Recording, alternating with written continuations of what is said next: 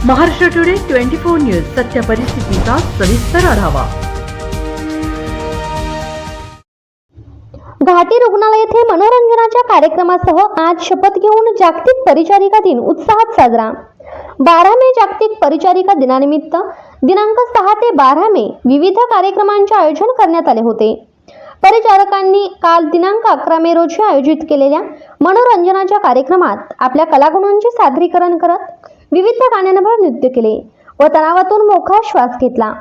सदर मनोरंजन कार्यक्रमाची सुरुवात गणेश वंदन करून झाली।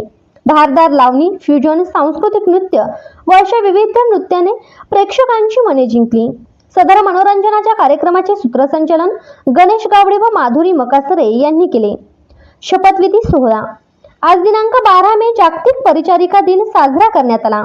सदर कार्यक्रमाचे अध्यक्षस्थान अधिष्ठाता डॉक्टर शिवाजी सुकरे यांनी स्वीकारले। सर्वप्रथम फ्लोरेन्स नाइटिंगेल यांच्या प्रतिमेस पुष्पहार अर्पण करून व दीप प्रज्वलन करून सोहळ्याची सुरुवात झाली। अधिसेविका श्रीमती संजीवनी गायकवाड यांनी परिचारकांना रुग्णसेवेची शपथ दिली। तसेच संघटनेच्या सचिव इंदुमती थोरात यांनी रुग्णसेवेवर भर देत परिचारकांना मार्गदर्शन केले। तसेच डॉक्टर शिवाजी सुकरे यांनी कर्तव्यदक्ष राहून रुग्णसेवेत तत्पर राहण्याचे अध्यक्षीय भाषणात नमूद केले।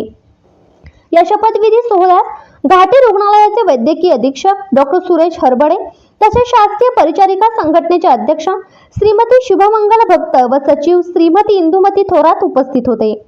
तसेच संघटनेचे इतर पदाधिकारी महेंद्र सावले, द्रौपदी करढिले, हेमलता शुक्ला, वंदना कोळनूरकर, कालिंदी इधाटे, प्रवीण व्यवहारे, नवाज सय्यद, प्रतिभा अंधारे व रिक्रिएशन क्लबच्या नैना पवार, सुलभा जगदाने आदी उपस्थित होते। सदर कार्यक्रमाचे सूत्रसंचालन मकरंद उदयकार यांनी केले। महाराष्ट्र टुडे मराठीसाठी प्रतिनिधी देवराजादे, छत्रपती संभाजीनगर। दिनानिमित्त आपण या ठिकाणी अधिष्ठातांना बोलवलं, त्यांच्याकडून काही मागणी करून घेतलेली आहे काय? परिचारिका दिनानिमित्त आम्ही अधिष्ठातांना बोलवलं, परंतु मागणी अशी त्यांच्याकडे आम्ही काही केलेली नाही। पण मागणी आमची प्रशासनाकडे किंवा शासनाकडे असेल की परिचारिकांसाठी स्वतंत्र संचालनालय त्यांनी स्थापन करायला पाहिजे।